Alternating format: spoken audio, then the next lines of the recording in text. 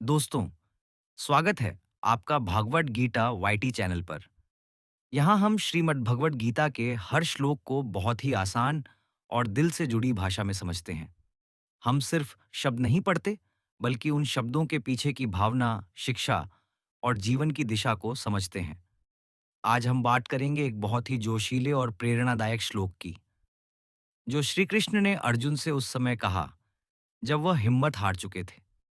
अगर कभी जिंदगी में आप थक गए हों, टूट गए हों या किसी फैसले से डर रहे हों, तो ये श्लोक आपकी आत्मा को झकझोर देगा। क्लैब्यम मास मगमः पार्थ नैतत्त्वयुपपद्यते क्षुद्रम हृदय दौर्बल्यम त्यक्तवोत्तिष्ठ परंतप। इसका अर्थ बहुत सीधा है। हे अर्जुन, तुम कायरता को मत अपनाओ। ये तुम जैसे वीर पुरुष को शोभा नहीं देती।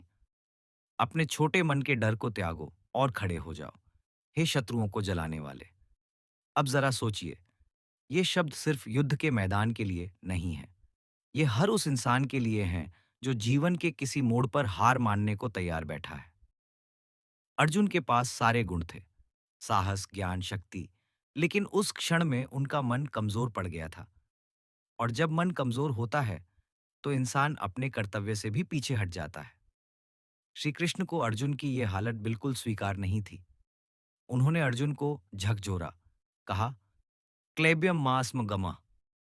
मतलब ये कि कायरता को अपने अंदर मत आने दो। यह शब्द अपने आप में बिजली जैसा है। यह उन सभी विचारों को जला देता है जो हमें डराते हैं, रोकते हैं या हमें छोटा बनाते हैं।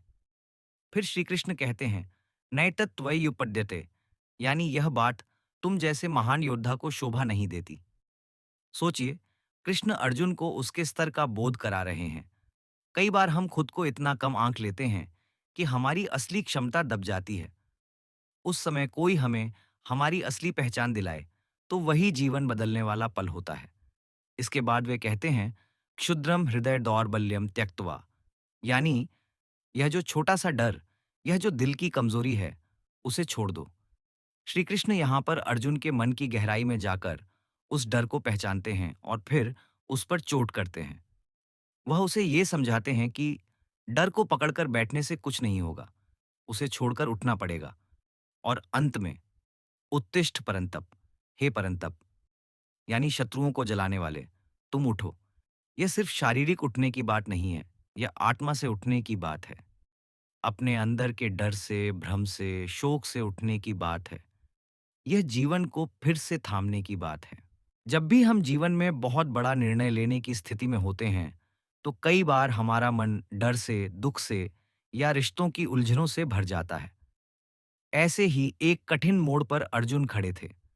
सामने युद्ध का मैदान था, लेकिन उस युद्ध में जो लोग थे, वे दुश्मन नहीं, उनके अपने थे। अर्जुन के हाथ कांपने लगे, आंखों में आंसू आ गए और उन्होंने अपने धनुष बाण छोड़ दिए। और तब श्री कृष्ण ने उनसे यह श्लोक कहा, क्लैब्यम मास्म गमः पार्थ। मतलब ये कि हे अर्जुन, इस प्रकार की कायरता मत अपनाओ।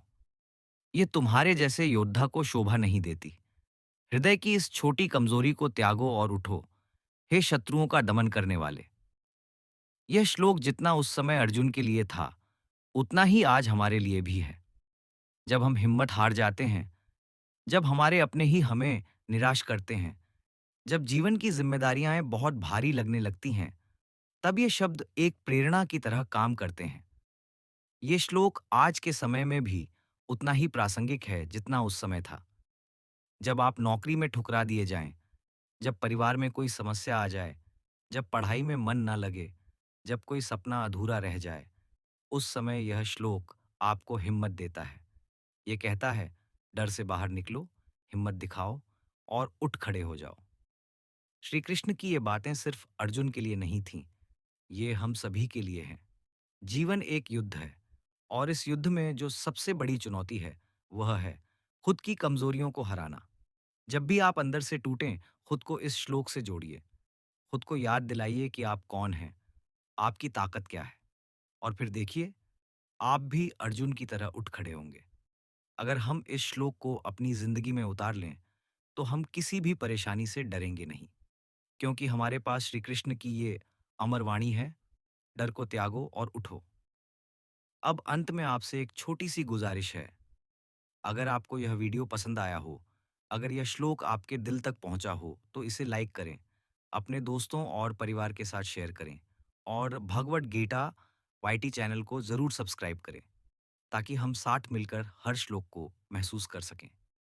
कमेंट में लिखिए, आपके जीवन का वह पल जब आपने भी डर को छोड़ा और उठ खड़े हुए।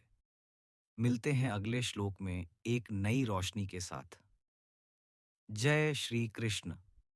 हरि ओम।